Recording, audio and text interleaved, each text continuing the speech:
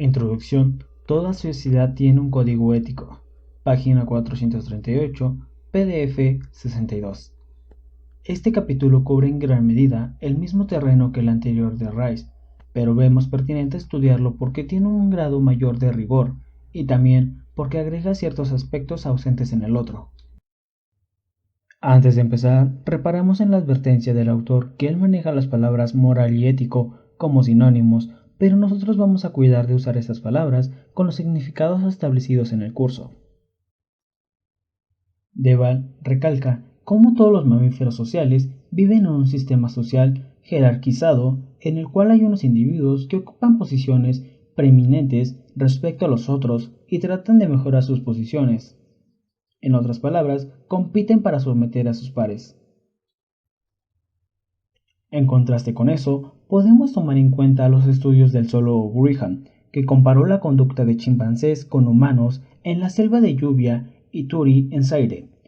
El libro de John Reader de 1997, páginas 107-108, relata qué pasó cuando los cazadores hicieron la hazaña de matar a un elefante. La gente se acercó de varios campos alrededor, encimándose, gesticulando, empujando, gritando, etc. Hasta allí la conducta fue semejante a chimpancés de la misma selva cuando hallaron un botín, una cacofonía plena, pero poco a poco se impusieron ciertos patrones de negociación para honrar obligaciones de relaciones sanguíneas, deudas, favores y compromisos nuevos. El habla permitió a los humanos a incluir a todos los miembros y mitigar la violencia, mientras los chimpancés, solo los más fuertes gozaron la fortuna y algunos otros habían sido marginados con violencia. Las reglas morales. Página 439, PDF 62. La anécdota que Reader relata enriquece la interpretación que Deval avanza en la página 439, donde señala que es el lenguaje lo que aporta el medio para implantar las reglas en el establecimiento de la dominancia que preservan la integridad de los individuos del mismo grupo. Y a los humanos, la cultura ha dado formas de manifestarse mucho más variadas que en otros animales y ha hecho que las regulaciones innatas pierdan su efectividad. Los hombres son también más capaces de representarse su propia acción y de anticiparla, así como de elaborar planes complejos para alcanzar sus objetivos. Gracias a ello, tienen muchas posibilidades de elegir incluso conductas que entendemos por libertad. Página 440, PDF 63. Se nombra este proceso de interiorización de reglas sociales de muchas formas, dependiendo qué aspecto a qué se presta atención y la teoría del comentarista. Para la corriente propiamente llamada psicoanalista y popularmente conocida como freudianista, la nombra como el superyo y lo identifica con la imagen paternal. Sin embargo, no es muy descabellado postular que en México, debido a que la figura materna es medular, es concebible identificar este proceso con este personaje. La exposición en el párrafo sobre las normas sociales nos invita a visualizar tres grupos o esferas, una para cada término en negritas. En una zona pertenecen las normas convencionales, en otra las morales y en la tercera las legales o jurídicas. Continúa con completar cada zona con sus respectivos ejemplos, manteniendo presente que dichas zonas no son excluyentes, sino se empalman o se solapan en buena medida. Página 441, PDF 63. Deval explica que las sociedades suelen atribuir el conjunto de normas jurídicas a seres supernaturales, los dioses en otras palabras. Con eso se establecía su estatus de inamovible. Para culturas sin escritura, eso es suficiente para fijar la permanencia de las reglas a lo largo de varias generaciones, asegurando que los cambios serán pocos y graduales. Una cosmovisión no religiosa atribuye el fenómeno a un contrato verbal, oral o escrito, lo que Rawls clasificó como una tradición contractualista. Son las disciplinas de la filosofía, sociología y antropología que se dedican a estudiar cómo las sociedades arman sus reglas sociales, en muchos casos desde una perspectiva comparativa o intercultural. La génesis de la moral, página 441-442, PDF 63 y 64. Para la sección encabezada, la génesis de la moral, recordemos que la palabra génesis refiere al inicio, origen o causa. Relata como hacia el siglo XIX y extendiendo las primeras décadas del siglo XX. Cada investigador seleccionaba un valor para estudiar su desarrollo en la niñez. Piaget fue de los primeros en atrever a estudiar el juicio que subyace la construcción del sistema entero en su conjunto. Página 442-443, PDF 64. Se relata cómo Piaget manejó sistemáticamente historias o cuentitos en el patrón de fábulas de Esopo. Culver estudió en su centro de investigación y es allí donde aprendió esta técnica y desarrolló sus dilemas en este formato. Página 443-445, PDF 64. Piaget estuvo entre los primeros que logró detectar una secuencia evolutiva en la niñez en esta área de la vida. La secuencia que se reporta en este capítulo torna sobre las sanciones por una conducta indebida. A más tierna edad se asemeja a lo trillado en películas hollywoodenses. El malo recibe una retribución sin intervención de nadie, ya que la sabia naturaleza o seres poderosos saben que se lo merecen. El término filosófico es la justicia inmanente, y su razón de ser es depurar su culpabilidad, por lo que se le llama una sanción expiatoria. Aspecto medular del campo de acción de este tipo de la justicia se limita solo a la persona implicada, sin abarcar a nadie más. Algo parecido es la secuencia evolutiva, que primero vea a personas individualmente, para cambiar a extender la mirada a más personas. En términos técnicos, es un cambio de justicia retributiva a una justicia distributiva, donde se trata a todas las personas por igual. Hasta aquí podemos decir que el contenido de este capítulo de Deval solapa con lo que contenía el capítulo anterior de Rice, excepto que Deval trata los términos con mayor rigor. Ahora, un dato adicional de primera importancia que Deval agrega es la internalización de los valores de la sociedad al niño y niña. Primero, está fuera del individuo, por lo que se le denomina heteronoma, donde el prefijo de origen griego hetero refiere a más allá y la raíz noma es la normatividad. Conforme la persona interioriza o hace suyo las normas de su sociedad, llega a cultivar sus criterios propios de forma independiente o autónoma. Conforme la persona interioriza o hace suyas las normas de su sociedad, llega a cultivar sus criterios propios de forma independiente o autónoma. Los estadios del razonamiento moral, página 447-448, PDF 66 y 67. Esta sección repasa lo visto en el capítulo anterior de Rice.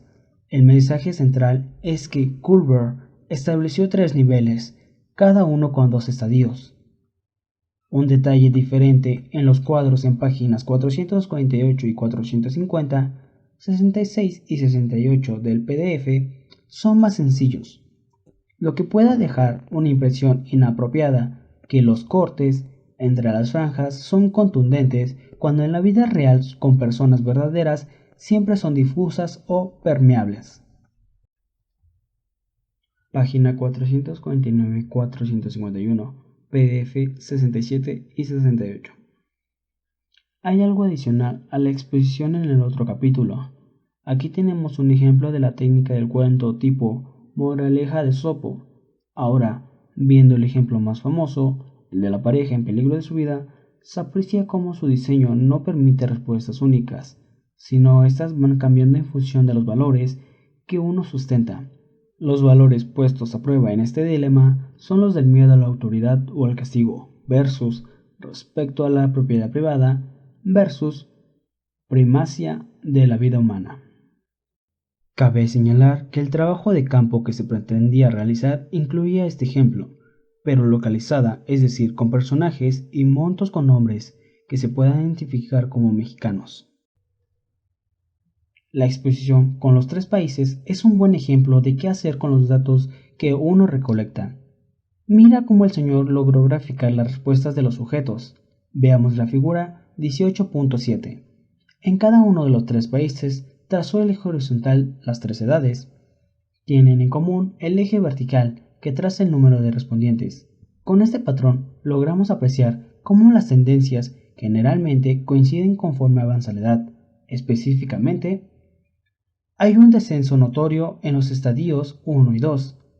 El estadio 3 aumenta hasta los 13 años de edad y después se mantiene o desciende. Los estadios 4, 5 y 6 son mínimos a 10 años y aumentan de 13 a 16 años de edad.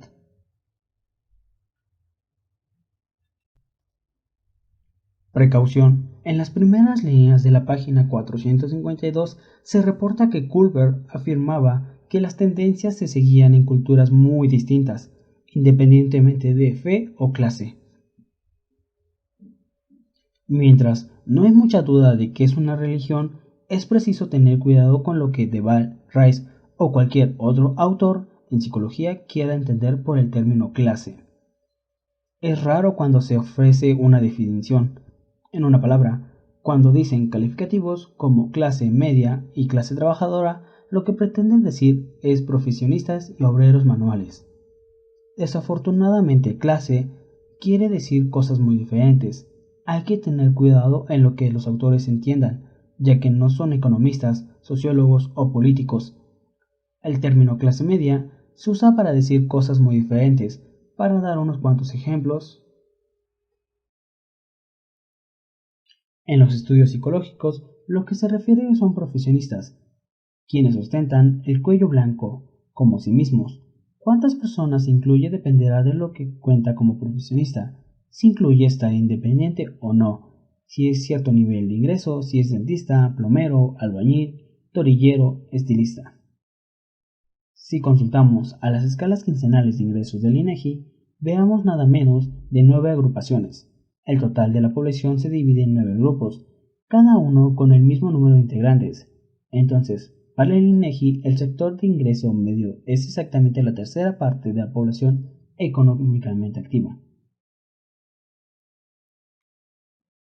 Reparando en la política de izquierda, hay solo dos clases de opuestos, proletariado versus burgués, con los que los agricultores y ciertos oficios intermedios ocupan con personas ascendentes o descendientes en la escalera social. Entonces, el número de integrantes de las clases medias, en plural, es reducido. Y viendo a la derecha del espectro político, se fija más bien en la función económica de ser intermediario. En los tiempos de monarquía, se ofendía a los comerciantes que requerían meterse entre los consejeros reales. Se convirtieron en lo que hoy en día conocemos como los comerciantes de tianguis y propietarios de las cadenas comerciales, como es la familia Walton, propietaria de Walmart. La misma historia pasó con los bancarios como Carlos Slim, Ricardo Salinas Pliego. Estas son las personas más acaudaladas del planeta, aunque en sus informes anuales se describen como empresas intermediarias, porque forman parte de un eslabón en medio de los sectores de productores y los consumidores. El número de integrantes de esta clase media es una ínfima parte del proverbio 1%. En resumen, hay que tener mucha cautela con esta aparente palabra inocente de clase media.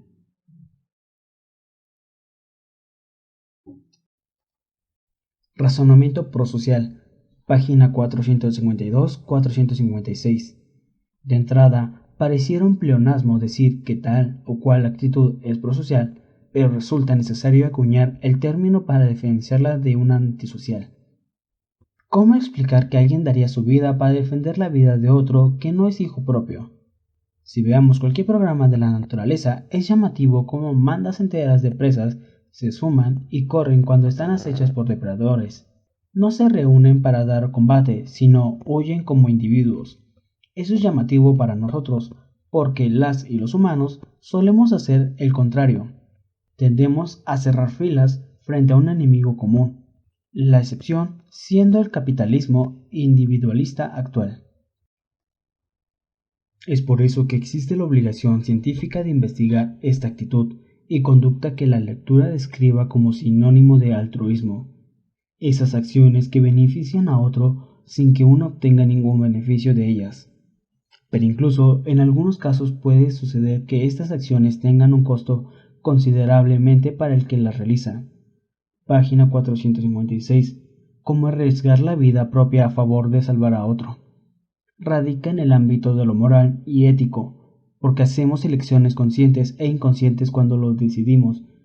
¿Quiénes están dentro del grupo a proteger? ¿Hasta qué punto se defiende? ¿Y cómo realizar esta protección mutua? Entre muchos y muchas otros investigadores de este ramo, Heisenberg también manejó el formato de dilemas al estilo de la fábula de Esopo, y siguiendo el patrón de Kurzweil, dedujo un orden evolutivo en la adquisición de los razonamientos que subyacen el código ético a que se apega. A partir de sus hallazgos, también trazó una jerarquía que se presenta en el cuadro 18.9 en la página 455-70 del PDF, procediendo con la misma prudencia señalada arriba sobre el cuadro de Kurzweil en cuanto a los niveles no tengan separaciones tajantes, sino que empalmen de manera borrosa. Será preciso decir que Heisenberg identificó núcleos para cada uno de los 5 niveles. En paralelo con los niveles y tipos de Kurzweil, al inicio uno se delimita a pensar en sí mismo y sus necesidades básicas, que son las pulsiones como las identifican en la tradición psicoanalista. Los siguientes niveles de Heisenberg continúan con esta semejanza, contemplando sucesivamente en el segundo estadio las necesidades básicas de otros, en el tercero la aprobación de otros, pasando a una empatía que comprende el pensar ajeno, para llegar a ser suyos o interiorizar los valores de su sociedad.